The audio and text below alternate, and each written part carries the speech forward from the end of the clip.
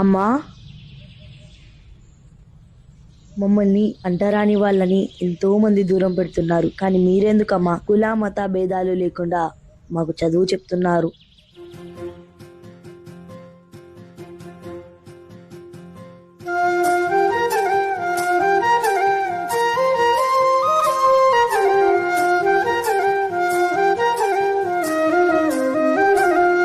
ఓ కొడుకా త్యాగాల గాథ ఇది, బాబా సాహెబు బాట ఇది. ఓ కొడుకా త్యాగాల గాథ ఇది, కొడుకా ఊరూర చెప్పుదాము బాబా సాహెబు చరిత మనము. ఓ కొడుకా ఊరూర చెప్పుదాము.